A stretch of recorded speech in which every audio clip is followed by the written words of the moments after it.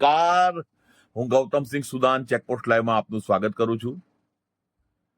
આપ લોકોને થતું હશે કે આ સરદારજીને આખા ગામની પંચાયત છે, દરેકે દરેક વાતે વાતે આવો પંચાયત કરતો રહે છે. કેમ ના કરું? ભારત માતાનો દીકરો છું. ભારત મારી માતા છે. અમે નાનપણમાં સ્કૂલમાં પેલું પ્રતિજ્ઞા પત્ર આવતું હતું, ભારત મારો દેશ છે, બધા ભારતીયો મારા ભાઈ બહેન છે, આવતું હતું ને પેલું એક પ્રતિજ્ઞા પત્ર. હા, હું અત્યારે થોડું ભૂલી ગયો છું, પણ એ મને યાદ છે. અમે હાથ આમ આમ આમ આમ લાંબો કરાવીને અમને પ્રતિજ્ઞા પત્ર જયારે સ્કૂલ થી જે છુટ્ટી થવાની હોય ત્યારે અમને કરાવડાવતા કપડાબંધમાં. એ વખતે અમે કપડાબંધ રહેતા સંસ્કાર હાઈસ્કૂલમાં. હવે વાત એવી છે કે વર્ષ 2025માં ડીસામાં જે દુર્ઘટના થઈ ફટાકડાની વિસ્ફોટની, એનો ઉપરથી પણ બોધપાઠ લીધો નહીં. દિવાળી અગાઉ અમે નડિયાદમાં જાણકારી આપી, સોશિયલ મીડિયામાં આખા ગુજરાતમાં મેં મારા વિડીયો મોકલ્યા કે એક લારી ઉપર ફટાકડા વેચાણ એ ખૂબ જ ગેરકાયદેસર કૃત્ય છે. અને નડિયાદમાં તો પોલીસ સ્ટેશનની બહાર જ ફટાકડા વેચાતા હતા લારી ઉપર.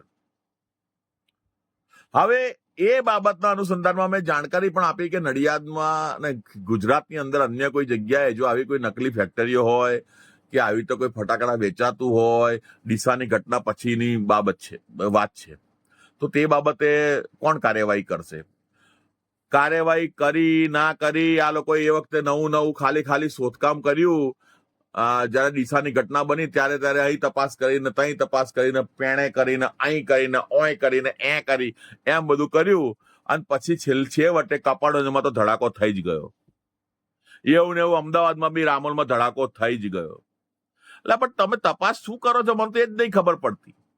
હવે પ્રાંત અધિકારી શ્રી છે એ મામલતદાર શ્રીના અભિપ્રાયને દોષ આપે છે, મામલતદાર શ્રી છે પોલીસના અભિપ્રાયને દોષ આપે છે, પોલીસ વાળા છે ફાયર બ્રિગેડને દોષ આપે છે, ફાયર બ્રિગેડ છે જે તે નગરપાલિકા, ગ્રામ પંચાયત કે મહાનગરપાલિકાને દોષ આપે છે. બધા એકબીજા ઉપર ગોર કુંડારું કરી દોષારોપણ કરી અને છટકી જવા માંગે છે. હવે આમાં હકીકતમાં શું છે? જનતા જ જવાબદાર છે આ બાબતે.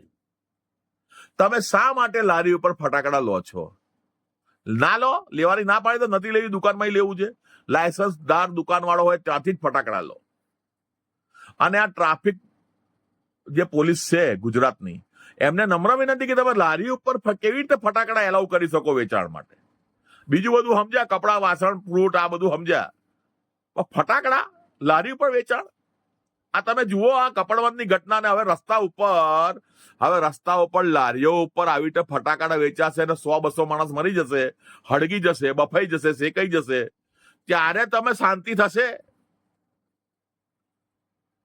આ નિર્દોષ લોકો મરી ગયા, એમનું શું એમને સરકાર સુધી એક વ્યક્તિ દીઠ 1 કરોડ રૂપિયા આપશે? જવાબદાર તો અધિકારીઓની ભૂલને લીધે થયું છે. પેલાની ફેક્ટરી વાળાની ભૂલ તો ખરી, એના કરતા વધારે તો આ અધિકારીઓની છે. તમારે તપાસ કરવા જવાનું નહીં કે આ લાયસન્સ જે જગ્યાએ રદ કર્યું ત્યાં ફરીથી ચાલે છે કે નહીં જોવા જવાનું નહીં તમારે.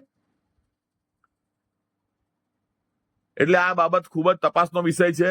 અને આ બાબતે જવાબદાર અધિકારીઓને ડિસમિસ કરવા જોઈએ, નોકરીમાંથી પાણીચું આપી દેવું જોઈએ.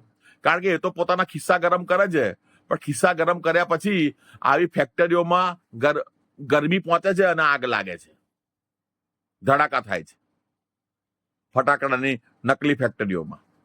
જય હિન્દ, જય ભારત.